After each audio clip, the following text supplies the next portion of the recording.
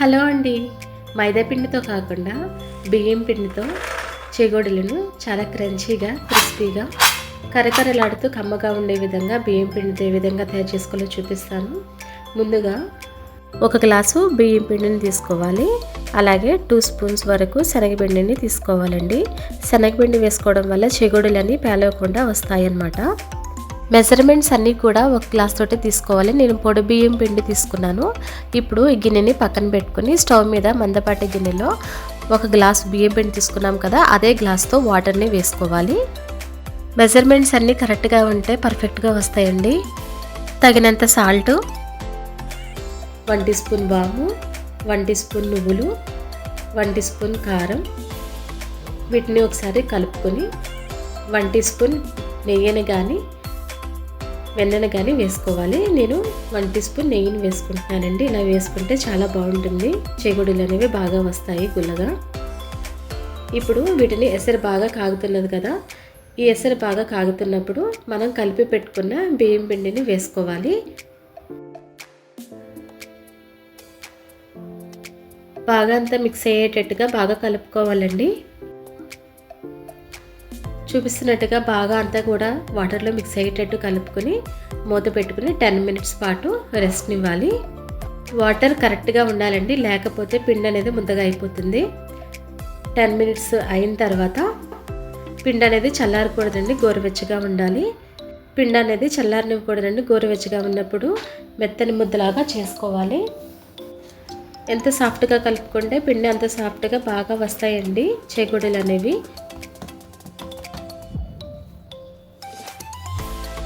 బాగా గట్టిగా ప్రెస్ చేసుకోకుండా నార్మల్గా సాఫ్ట్గా వచ్చేటట్టుగా కలుపుకోవాలి.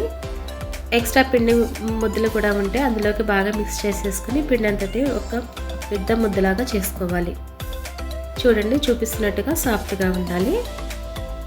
ఇప్పుడు పిండిలోంచి కొంచెం పిండిని తీసుకుని మూత పెట్టుకోవాలండి. పిండిని చల్లారనివ్వకూడదు.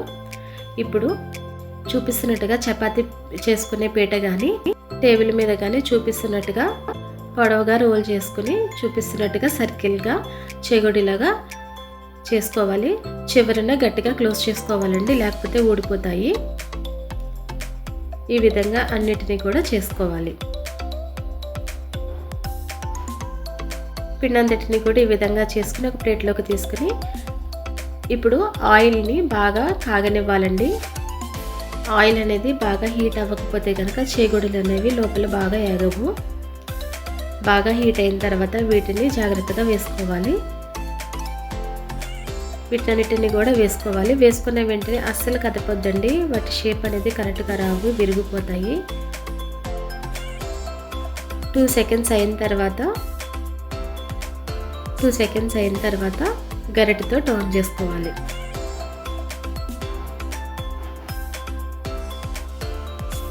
చెగోడీలు అనేవి కలర్ చేంజ్ అవ్వండి. ఆయిల్లో వచ్చే నొరగంతా కూడా తగ్గిపోయిన తర్వాత వీటిని తీసేసుకోవచ్చు. ముందుగా ఒక జాలి లాంటి దాంట్లోకి తీసుకుని తర్వాత వేరే గిన్నెలోకి వేసుకోవాలి. ఎందుకంటే ఎక్సెస్ ఆయిల్ ఏమైనా ఉంటే కూడా వచ్చేస్తుంది.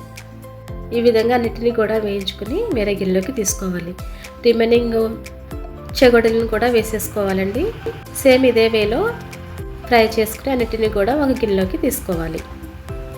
మైదా పిండి వాడకుండా హెల్తీగా బియ్యం పిండితో చెగోడీలు ఈజీగా చేసేసుకున్నాం కదా. పేలను కూడా పేలకుండా చాలా ఈజీగా చేసేసుకున్నామండి. ఆయిల్ కూడా ఎక్కువగా ఏమీ పీల్చదు. వంట సోడా కూడా వేయకుండా చాలా పర్ఫెక్ట్గా వచ్చినాయండి. టేస్ట్ అయితే మాత్రం చాలా బాగుంది. టీవీ చూస్తే తింటే ఎన్ని తిన్నామో కూడా తెలియకుండా తినేస్తామండి. మీరు కూడా ఒకసారి ట్రై చేసి చూడండి, సింపుల్గా అయిపోతాయి. ఒక లైక్ ఇవ్వడం మర్చిపోకండి. Please subscribe my channel.